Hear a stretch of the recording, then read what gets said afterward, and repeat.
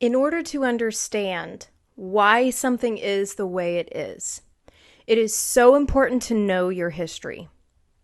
I hated history growing up, and maybe that's because I didn't have the value instilled into me that history is the why and the how for everything that happens and is now.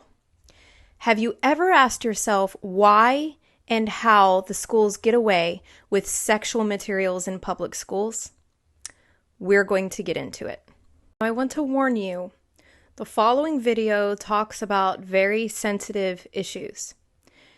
And not only do I suggest that children not be in the room during this podcast, I also suggest that you mentally prepare yourself for what you are about to hear, especially if you are if you were a sexual assault victim. Just remember that you are a survivor, just like me, and all I want to do is equip you with the truth so that you can fight for your children.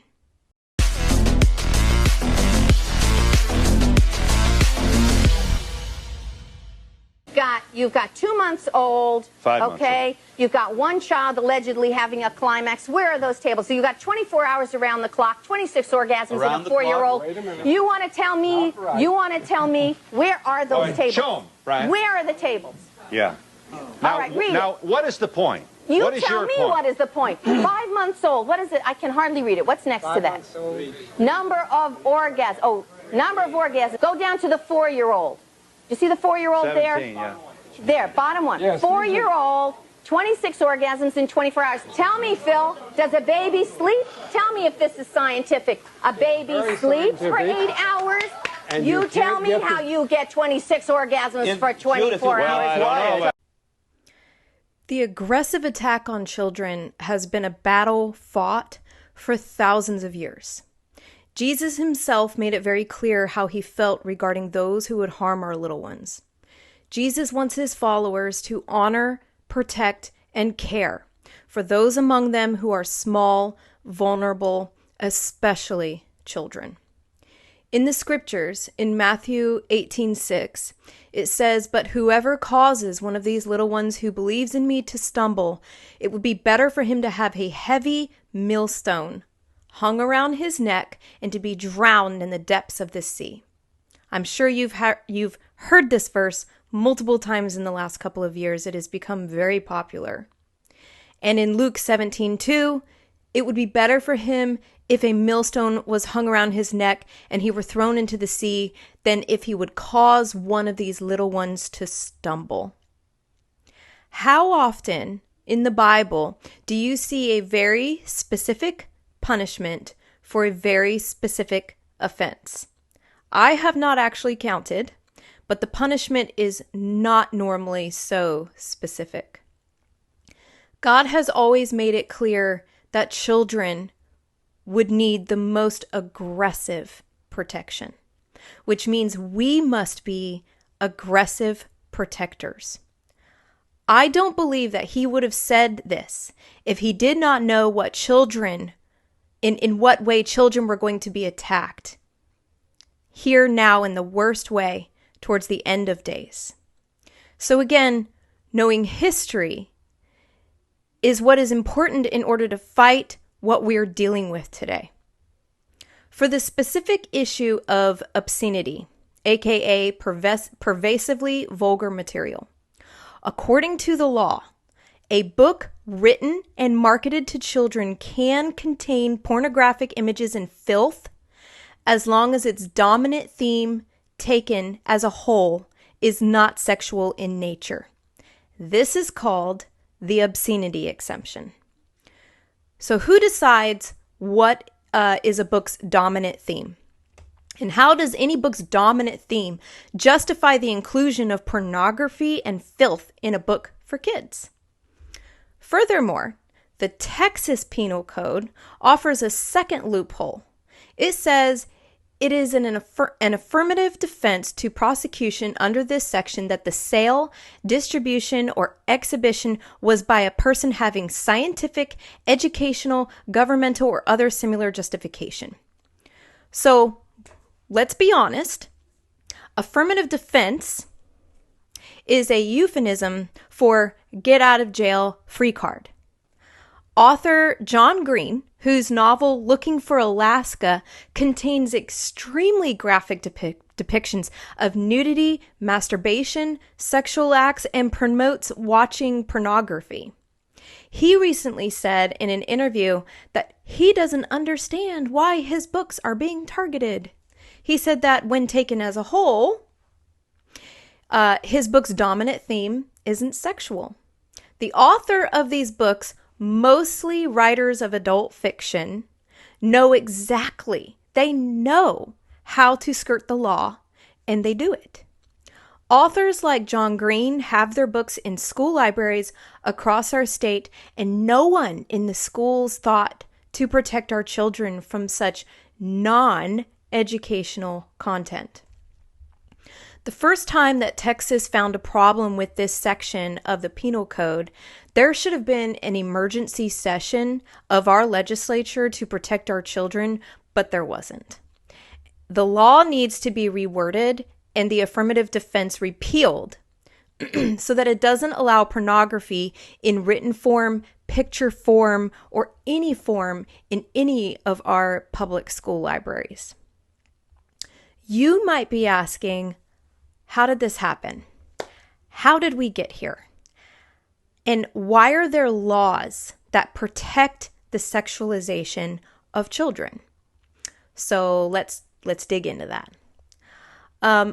All of the societal protections against the harms of illicit sex, and in particular the harms to women and children, began to unravel in 1948 when Alfred Kinsey, an Indiana University zoologist, published a book called Sexual Behavior in the Human Male, in which he purported to create scientific data to dispel the notion that Americans were sexually reserved and that they were faithful and self-controlled. Kinsey's books, including Sexual Behavior in the Human Female, published in 1953, were meant to and did change the world. Kinsey's data was used to fundamentally transform the law and usher in the sexual revolution that we are seeing right now. As noted, this data was fraudulent and based on the serial rape of 2-month-old infants by trained observers, i.e. pedophiles. Apparently, including Kinsey, who used stopwatches and logbooks to record children's orgasms. Alfred Kinsey's revolutionary research sought to establish that children were sexual from birth and that all manner of child sexual activity is normal and harmless. Kinsey, a closet bi/homosexual pedophile, child rapist, obsessive masturbator, and sadomasochistic pornography addict, used his books to justify and normalize his own perversions. His sexual ideologies stand as the basis of modern sex education programs. His impact has been global, aggressively promoted in UN documents, meetings, and reports as the solution to many of the world's growing sexual problems through non-biological erotic techniques as training for children. Kinsey claimed that his data revealed that 95% of American men were engaging in behavior that was against the law, pointing to the need for reform. This data was used by Kinsey and his team to launch a sexual revolution and to fundamentally transform society into a sex-saturated, sex-centric culture that normalized Kinsey's deviant lifestyle. Therefore, he and his supporters in the legal establishment immediately began dismantling the laws and replacing them with what is called the Model Penal Code, otherwise known as the MPC, to better align the law with the reality that was painted by Kinsey. The sexual offense provisions of the MPC, which decriminalized most sex crimes and greatly reduced penalties on others such as rape, were finalized in 1955 and has since been adopted, all or in part, by all 50 states. In 1957, the United States Supreme Court relied upon the MPC to revise the long-standing definition of obscenity to create a more subjective criterion based on community standards. That fundamental transformation has included changing laws that now protect children from obscene, sexually stimulating data that rewires the undeveloped brains and creates lifelong trauma.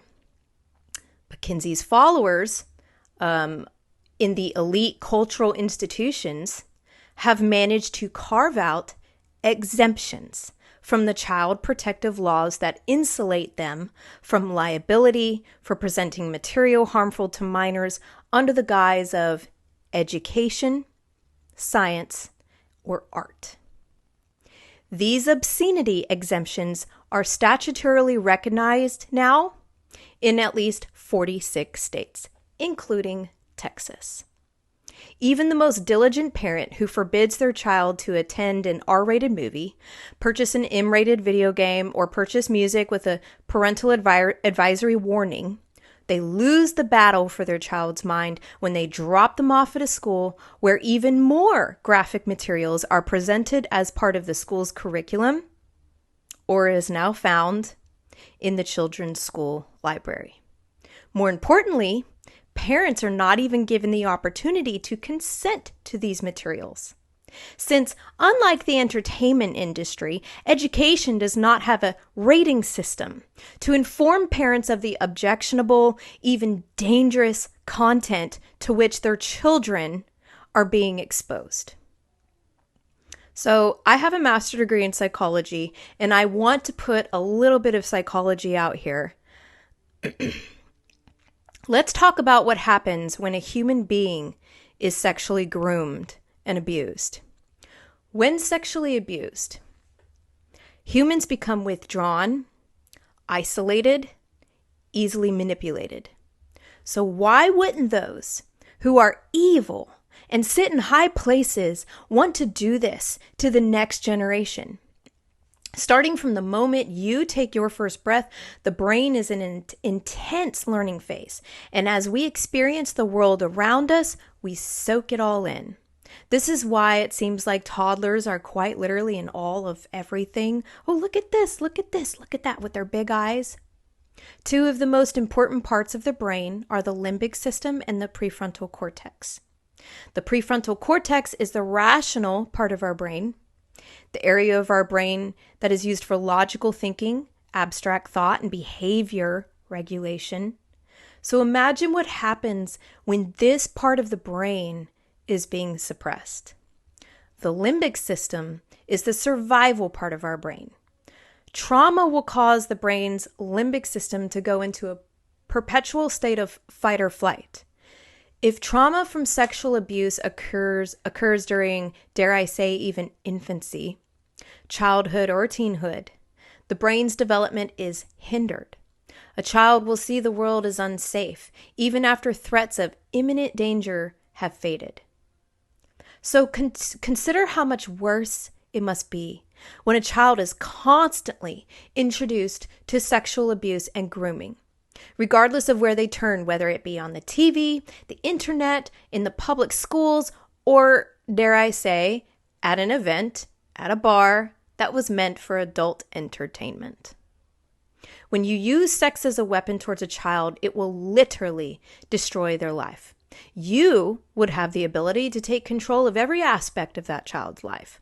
The child will ultimately become a walking zombie and will not fight for individual liberty, justice, the First Amendment, the Second Amendment, and so on.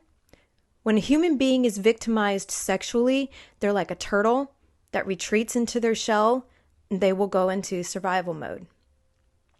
Alfred Kinsey was on the forefront of this research and showed them what happens to a sexually abused human under the guise of saying that children want to be treated this way because he was a pedophile. And if you sexually compromise America's children, they will become subordinates. They will not fight for what is good or right. And of course, the evil, of course they would want to normalize this. Of course, shoving it down your throat and bringing it into the public schools, the libraries, and the bars, while creating events that they believe are geared towards families and children are a good idea to them.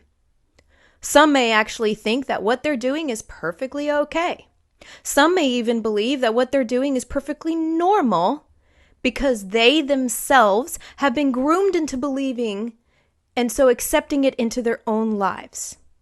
But the elites sit in their seat and they laugh because they know exactly what is going on, and they are allowing their groomed minions, aka the adults who grow up believing that they can change their gender at the touch of a button, or dancing sexually in front of children is fun and inclusive.